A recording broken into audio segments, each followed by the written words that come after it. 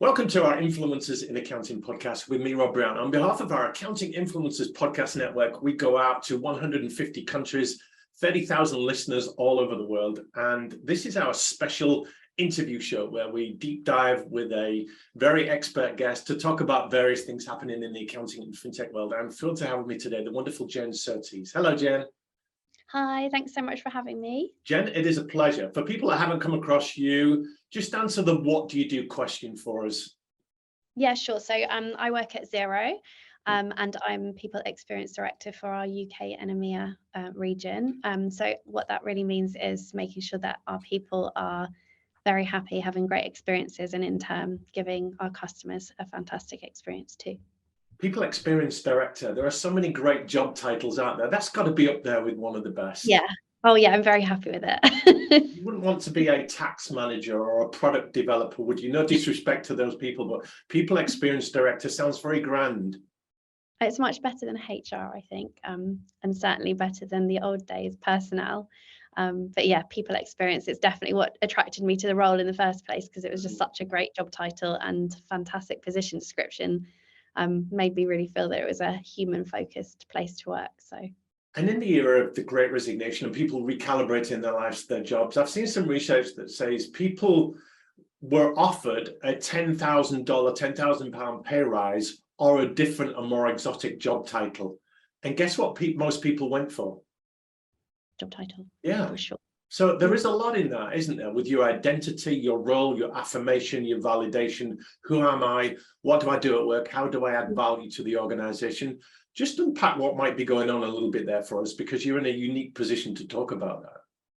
Yeah, I think people want to do a job that makes a difference and that adds value. And if your job title or your position title doesn't articulate what that looks like, if you have to do like an elevator pitch to help someone really truly understand the depth of what you're doing, then you're also not going to get the recognition from leaders in your business, are you? So I think there's definitely a move for people to be able to demonstrate their purpose, and a great way of doing that is an awesome job title.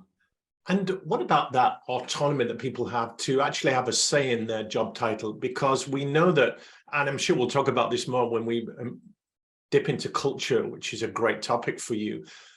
When people work somewhere, they want to have, by and large, their hands on the steering wheel of their own career. They want some choice, some freedom, some flexibility, some autonomy, some power. So having a say in your job title, in your role, rather than having that dictated to you, that must be an important factor. Yeah, definitely. I mean, actually, if you go to Dan Pink and his work on Drive, he says that you can pay somebody lots of money, but actually the performance starts to kind of tailor off as you get into kind of adding more and more into that kind of salary package. And what people benefit from more from a motivation perspective is mastery. So the opportunity to kind of get really good at what they do, purpose. So really connecting with what they're doing and how it impacts on an organization or the team that they're working for. And then autonomy is the third thing. And so that kind of opportunity to really shape your own destiny is a really big draw for people. And I think over the pandemic, we've seen people really just assessing what their priorities are. I had a double whammy of that because I had a baby over the pandemic too. So we took the decision to move to the coast. Wow.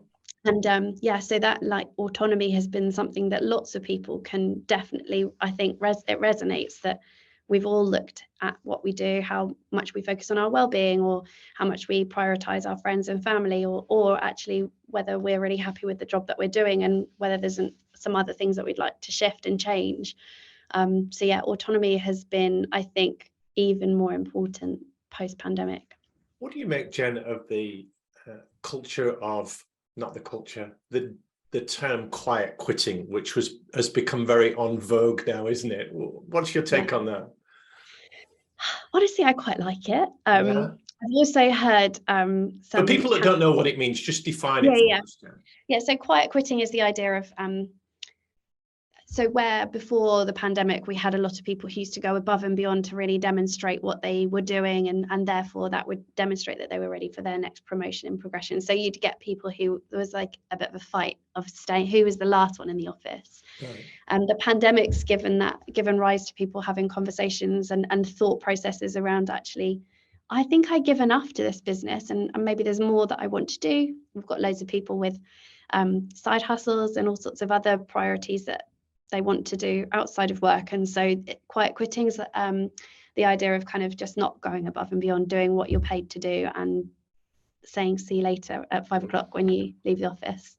Bit of an alien concept for a lot of people, but I quite like that idea that actually you should be paying people enough so that they feel that they're contributing, but we shouldn't be asking people to do more than what they feel is fair and reasonable. And so I think it's really about being a responsible employer. I think having really good, fair processes so that people don't feel they have to go through a quiet quitting process. And quiet quitting is the anti-hustle approach. We get that.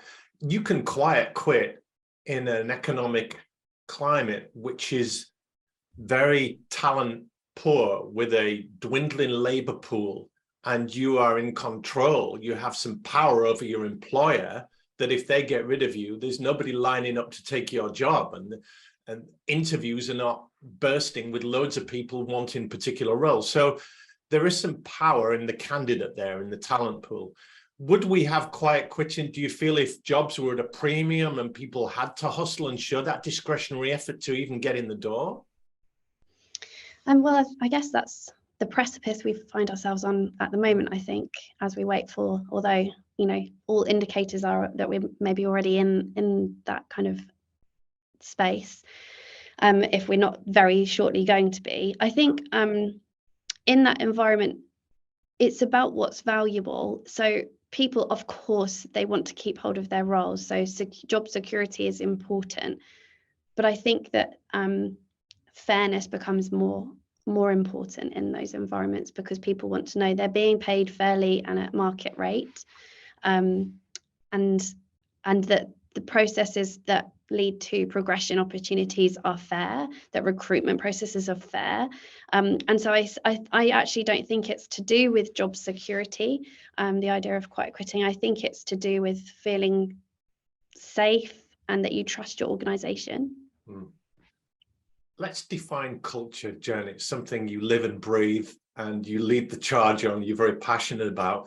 What does culture mean in Jen Surtees' Dictionary of Life and Business? I don't think you can talk about culture without talking about brand. So Okay. I think that culture is the employee's experience of the brand. Okay. And what I mean by that is that if you've got a really great brand, it should be something that's outside of your organization, but also something that permeates internally. So the culture, to me, the culture is like the behavioral expression of your brand. So how you deal with your employees versus your customers. And ideally, you want those to be beautifully aligned. It's interesting that you bring up brand in a culture conversation. To me, there are two brands for an organization. One is the corporate or the external brand, the company brand. What do people outside us see us as? And then there's the employer brand. So that's on the inside. What do we look like? How attractive are we? To the outside when you're recruiting, of course, but to the people we want to retain and promote, what do we look like? What does that employer brand say about us? What is our employee value proposition, if you like? So do you feel there are two distinct brands as well, or do you feel it's all one and it's all aligned? I think it's all one. I think you can't, like, if you, let's say, for example, you sell something, let's say that's your business model, you're a salesperson for something. Wow. I would hope that you believe in that product sufficiently that it's exactly what you live and breathe internally. So if you're an accounting software company, for example, and you're talking about supporting small businesses, like a company very close to my heart, we should be using small businesses as much as possible internally for the different things that we're doing, and we do. And so for me, I think there are different factions, but I think that they should be one and the same thing. They should speak to each other, and actually I think your values internally should be definitely guide your way with your brand as well. So they should be brand values also. Talk to us about a people-led culture. What does that look like? There must be different kinds of cultures in accounting software companies. So you're very big on a people-led culture. Yeah. I mean, no human being comes with a manual, and everyone's different. So I think it's first recognizing that no circumstances are ever going to be the same when you're dealing with human beings. We can use guidelines and policies as much as we'd like to, but there'll always be grey areas. And so we spend a lot of time in my team working on the grey areas and not trying to define anything beyond that. I think when you work for a business, you spend your largest part of your life asleep. Your second largest part of your life will be spent at work. That's quite depressing. Sorry, if you're listening to this early in the morning. It's a fact though, isn't it, Jen? It is a fact. It is a fact, but it's not a palatable one. No. But if you're giving so much of your life to a business, I think that the business has a responsibility to ensure that you feel valued as well. And I think when you're thinking about people-led cultures, it's about driving great human connections, feeling that you are valued as an individual contributor, that you're delivering more than just, answering queries in a day. You're supporting someone to do even more than what might look like their particular task in a day, and helping someone really connect with the impact that they're having, the value that they're delivering, the difference they're making is so significant. 71% of people surveyed have shown that they want to work for a more environmentally conscious employer. Sure. There's evidence that companies that really invest in their diversity, equity, and inclusion programs enjoy 19% of a higher revenue. 19% of them enjoy a higher revenue. So there's some really great performance-led reasons why you would focus on helping someone connect from a human perspective with your business. And by doing that, you're going to have a much more inspired and motivated workforce who feel that they're making a difference beyond just turning up, answering some queries and going home again. So aren't all cultures people-led? You'd have to be, this may be a crazy question, but you'd have to be a stupid company not to put your people first, knowing that they are your most valuable resource. And without them, you've got no engine room to drive growth and deliver on your promises to your customers and your clients. Isn't it a no-brainer, or do you have to be particularly intentional in forging a people-led culture? Yeah, I think you've got to be intentional. You would think that employing human beings, I'm a human, people-led culture, but it's not the case. I'm sure we've all worked for companies where we felt like a number rather than an individual. Okay. And that's a very good you I think you have to be intentional about it. It has to be something that you really mean, and it's not just something that you can say on a poster that everyone walks past every morning. It's something that they have to really feel, and it's throughout the entire employee journey that they have to be able to almost like touch and feel that. When you came into your role there at Xero, Jen, was there already a people-led culture in place, or did you have a blank slate and a remit to turn it into a people-led culture? It was there originally. The idea of people experience, definitely. The values have been with Xero since its inception, and I think that's the really amazing thing, that they've grown like the rings within a tree as it ages. I think the thing when I took over in this role, the thing that was different is that we have grown by 2/3 since I took over. So we had 200 employees when I took over. Now we've got 639 in our region. So I'd say it existed. The seed and the values were already there. But the challenge I have enjoyed getting my teeth into is how that continues to grow and expand as more people join. I think that's the stage that most businesses really struggle with, having something really fantastic right at that seed moment when they're just getting going, and how they take all of that with them as they add more people. Yeah. And do you feel from experience, I'm sure you talk to a lot of accountants and firms, that it's any different for a software, a fintech company like Xero than it is for an accounting firm or professional practice? I would say no, I don't think so. I think any business has an opportunity to really think innovatively about how they show up as an employer. I think most people on your podcast, I would assume, are quite forward thinking in the way that they've built their business. And so why not be forward thinking about the way that you build your employer brand?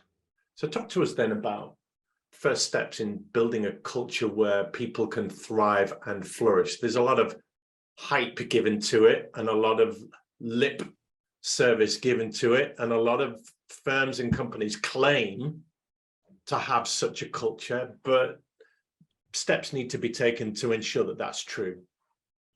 Yeah, for sure. And this kind of goes back to the brand. My first point would be figure out what your unique selling point is. What is it that makes you different to other practices, for example?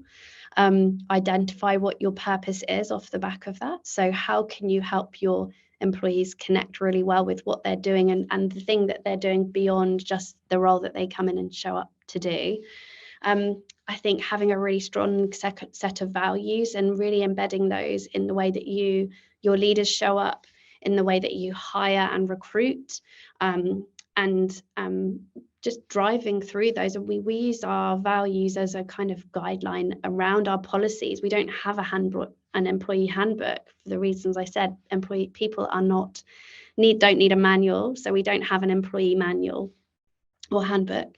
We have a set of policies that we use as guidelines for the kind of legal piece of employing people, but our values serve really well to support our leaders in the journey that they have to go on in supporting the people that have in a team. So really embedding those values and making sure your leaders, most importantly, live and breathe those values. I think also some education and awareness on for people leaders is really important. If you're setting up a people-led culture or you're trying to embed something like that in your business, you have to have leaders that are aware of how to make a really inclusive team. Maybe unconscious bias is something that they need more awareness in, because obviously when we are starting to recruit for culture, it's really easy to kind of start hiring for people who fit some kind of cookie cutter mold.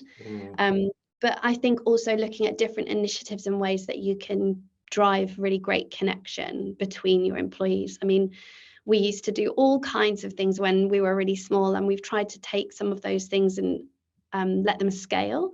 So when we were smaller, we used to match people up and give them some questions to ask each other so that they could get to know each other.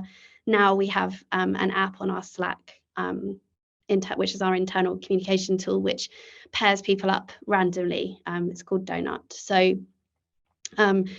driving type things like that so that we've got great connection moments, culture moments. So getting everybody together in the office, which we're doing tomorrow, to kind of talk about our half year and how we've been going and what we've still got to do this year. Those are kind of key moments that you can drive great connection, get people together. And especially in this world of kind of more hybrid models of working and remote working, thinking about driving that connection is so key.